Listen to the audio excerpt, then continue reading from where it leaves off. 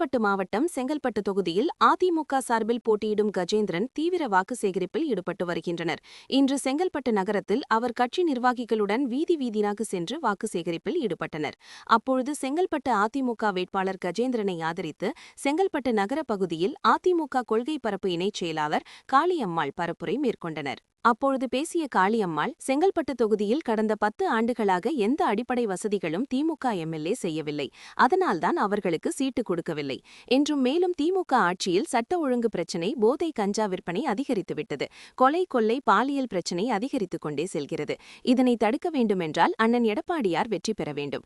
இதற்கு செங்கல்பட்டு தொகுதியில் போட்டியிடும் கஜேந்திரனை வெற்றி பெற செய்யுங்கள். அப்படி வெற்றி பெற்றால் அனைத்து பகுதிகளிலும் சிசிடிவி கேமரா பொருத்தப்பட்டு சட்ட ஒழுங்கு பிரச்சினையை சரி செய்வதற்கு நடவடிக்கை மேற்கொள்ளப்படும் என காளியம்மாள் கூறியுள்ளார். ஏன் இந்த செங்கல்பட்டு சட்டமன்ற தொகுதியில 2 முறை சட்டமன்ற உறுப்பினராக இருந்த ஒருத்தருக்கு வாய்ப்பு கொடுக்காம புதிதாக ஒரு நபருக்கு வாய்ப்பு கொடுத்திருக்காங்கன்னு நம்ம தேடணும். ஏன் அந்த அம்மா என்னாச்சு, 10 ஆண்டு காலமாக சட்டமன்ற உறுப்பினராக இருந்திருக்கிறாரு, ஏன் உங்களுக்கு வாய்ப்பு தராம இன்னொருத்தருக்கு வாய்ப்பு தரப்பட்டிருக்குன்னா, 10 ஆண்டு காலம் மக்கள் மத்தியிலும் செல்வாக்கு இல்ல, கட்சி மத்தியிலும் செல்வாக்கு இல்ல. அதனால இவங்க வேண்டாம் என்று நிராகரிக்கப்படுகின்ற அளவிற்கு கட்சியே ஒருத்தர் ஓரம் கட்டிருக்குன்னா 10 ஆண்டு காலம் அந்த அம்மா இந்த பகுதியில என்ன செஞ்சிருப்பாங்கன்னு அறிவிச்சிருந்தவர்கள் நீங்க சிந்திச்சு பார்க்கணும். எல்லா தொகுதியிலும் சொல்றாங்க, திமுக எந்த பகுதியெல்லாம் வென்றிருக்கிறதோ அந்த பகுதியில இருக்கக்கூடிய அடிப்படை பிரச்சனைகள் கூட இதுவரைக்கும் தீர்க்கப்படவே இல்லை. குறிப்பா இந்த செங்கல்பட்டு தொகுதி ஒரு தலைமை மாவட்டமான இந்த இடத்துல எந்த நலவித திட்டங்களும் அறிவிக்கப்படாம அப்படியே குறிப்பாக திராவிட முன்னேற்ற கழகம் பொய்யும் புரட்டும் சொல்லி ஆட்சிக்கு வருவது எப்போதுமே நடந்து கொண்டிருக்கக்கூடிய ஒரு விடயம் தான்.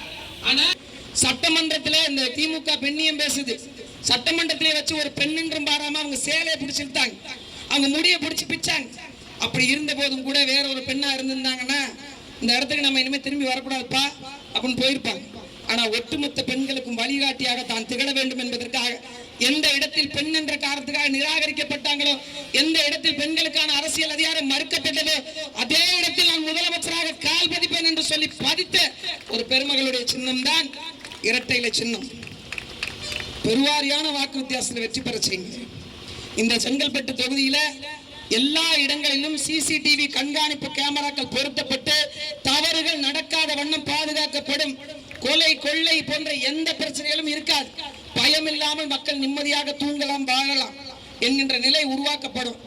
கஞ்சா போதை என்ற வார்த்தையே இல்லாத அளவிற்கு செங்கல்பட்டு தொகுதி பொங்கலிக்கின்ற பகுதியாக மாறும்.